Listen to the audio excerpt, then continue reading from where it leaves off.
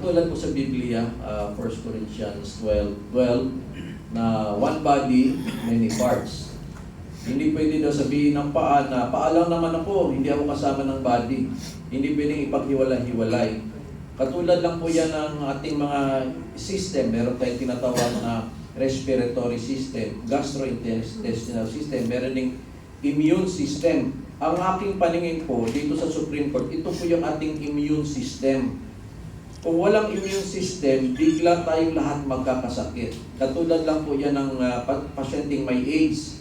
Pag may AIDS ang isang tao, wala na pong immune system yan, babagsak ang resistensya, mamamatay na rin. Ngayon, pag sinabi mong i-separate yung immune system, which is the Supreme Court, hahayaan na lang natin yung ibang parts ng body magtrabaho. Ibig sabihin, masisira yung ating bansa.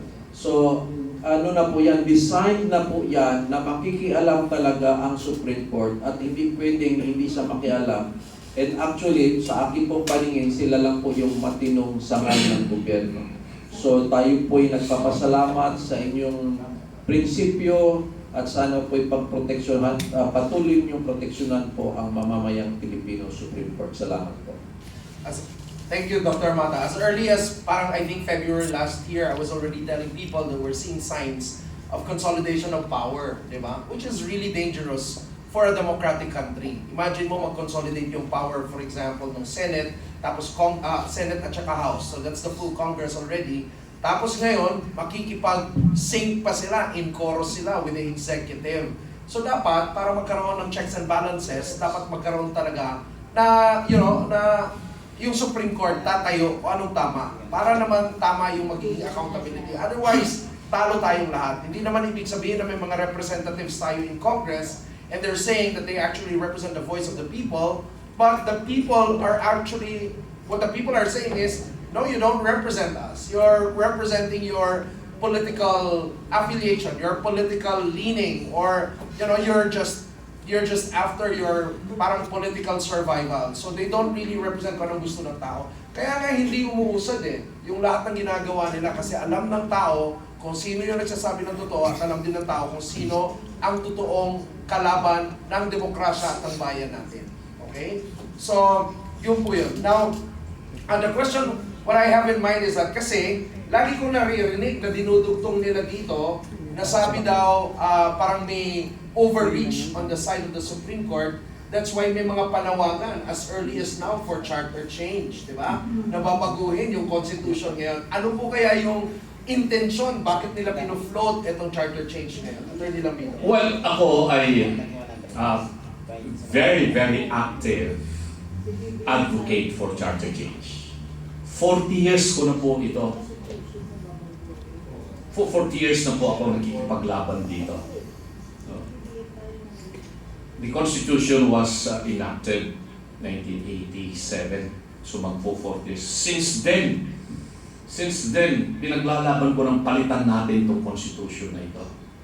Kasi darating doon sa punto na ganito ang mangyayari. And I don't want to say na ako ay prophetic or what, pero talagang nakita ko ng ganito ang mangyayari kasi basahin mo talaga yung Constitution na yan. Yung sistema at istruktura ng ating pamahalaan ay hindi naaayon para sa interes ng karamihang mamamayang Pilipino. Kung hindi, pinoproteksyonan at binibigyan ng malayang karapatan lamang ang mga mayayamang mga tao. Maging sila man ay Pilipino o dayuhan, ay sila ang makikinabang dito sa Konstitusyon. At ganun nga po ang nangyari. So ang Pilipinas ngayon, it's not really actually the democratic country or Republican country that we have been dreaming of to be. Katulad ng sa Europe, katulad ng Malaysia, Singapore, Japan, South Korea, or the United States or Canada, na ating talagang sinasalutan. Hindi. The situation in the Philippines is we are an oligarchy. Yung mga mayayamang, mga negosyante na kontrolado nila ang mga politiko. Kung titignan ninyo, halos lahat ng political parties, maliban sa PDP Laban,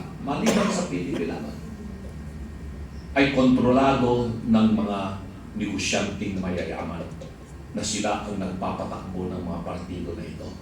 So kung anong sasabihin itong mga mayayaman na ito, susunod yung kanilang mga kalyadong mga politiko, lalo-lalo na sa Kongreso at sa Senado.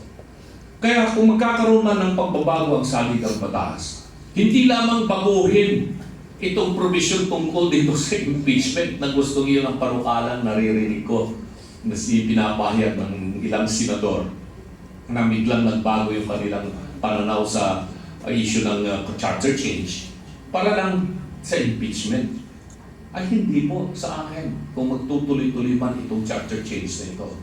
Malawakang pagbabago ng saligang batas sa sistema, struktura at forma ng gobyerno at ibalik ang kapangyarihang totoo sa taong bayan. Pabor po ako dyan kung talagang tunay ang pagbabago. At mangyayari lamang po yan kung magiging constitutional convention. Sa pamamagitan ng constitutional convention. Na hindi itong mga senador at congressmen na nakaupo ang siyang magbabago ng saligang batas. Kung hindi, magpasa sila ng batas, tawagin ang constitutional convention, kung ilan man yung mga delegado na iahalal sa bawat probinsya, ay yun po ang mangyayari. Papayag po ako sa ganon. Dahil nakikita ko na kung hindi natin gagawin ito, magkakawindang-windang ang Pilipinas sa mga susunod na panahon. Sa lalong madaling panahon ay dapat iwasan natin ito. May mga naglalabasan ng mga issue, may mga gusto na, sila Dr. Mata, taga Mindanao, dati-rati, yung mga kaibigan at mga minamahal natin mga kapatid na Muslim lamang ang nakikipaglaban para magkaroon ng isang Mindanao Republic, kaya nagkaroon ng MILF, MNLF, etc. Mga Muslim po natin mga kapatid. Pero ngayon, marami akong nasatanggap na balita at impormasyon na mga Kristiyano, mga negosyante, mga sawang-sawa na sa nangyayari dito sa Luzon, ay sila na mismo nagsasabing maganda na siguro humiwalay na tayo at magtayo na tayo ng sarili nating Republika ng Mindanao. Ay hindi ko sila masisisi kung ganun po ang kanilang kaisipan. Pero masakit sa akin yun, hindi ako papayag na magkakaroon ng mawindang-windang ang Pilipinas at magkaroon ng disintegration ng ating bansa. At ang solusyon po dyan, tulad ng sinabi ko, ay talagang constitutional convention, charter change. Kung talagang gusto natin at sincere itong gobyerno ito. Pero kung ang dahilan lamang ay dahil lang sa impeachment para tayo magkaroon ng constitutional change, huwag na lamang po. Imbestigan na lamang po ito. Isa pa, ang kailangan po ninyong isipin, mga minamahal na kababayan. At ko po sa inyo ito. Mahigit 60 million na Pilipino ang nagugutom ngayon.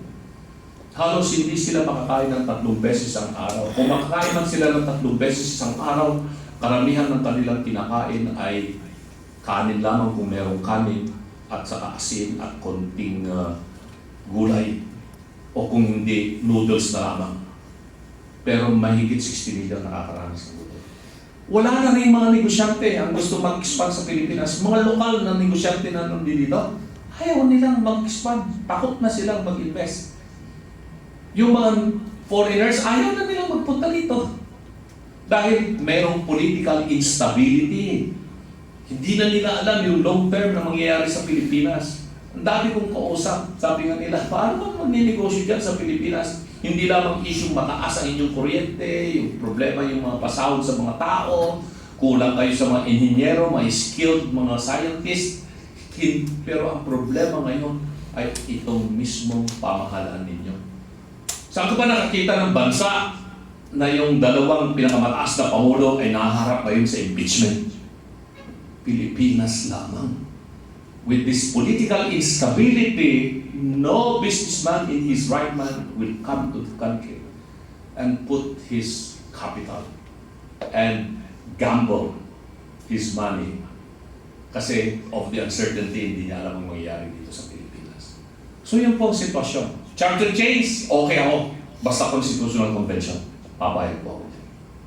Alright, maraming salamat po. You know, I think we also need to look at the pattern because remember, nag-escalate itong mga issues na to when they attempted on the People's Initiative, right? And I so remember yung naging speech ni PRRD against it, nagalit siya, sinasabi niya, ang problema ng ating bansa, particularly yung mga nasa pinakamataas na posisyon, pag naupo na sila, ang iniisip kagad nila, paano hindi na sila bababa? Paano hahawakan nila na nandun pa rin sila sa pwesto even if tapos na yung termino nila? And at the time, he was pointing out that, you know, the intention for the People's Initiative was actually to hold on to power, right? At the end, pinofloat na naman nila yung charter change simply because the Supreme Court challenged yung proseso na gusto sana nilang umusot. Tama ba yung pagkatagalog ko? The process that they want to progress eventually, kasi question siya. Tapos ngayon, kinonect nila yon for charter change.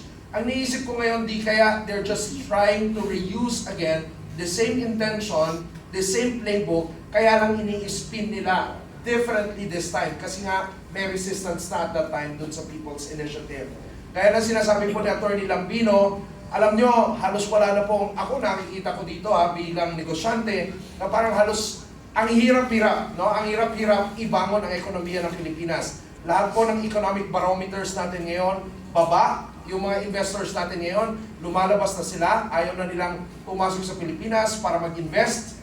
Sobrang hirap. Sa totoo lang, I think it's really just God, no? That will have to intervene to really save the Philippines. Pray po natin, lagi ang Pilipinas, at naniniwala din po ako na ang Diyos active to save the Philippines. Naniniwala ba kayo doon? Yeah. Alright. Which brings me to the next question. I'm not saying this is God's intervention, but which brings me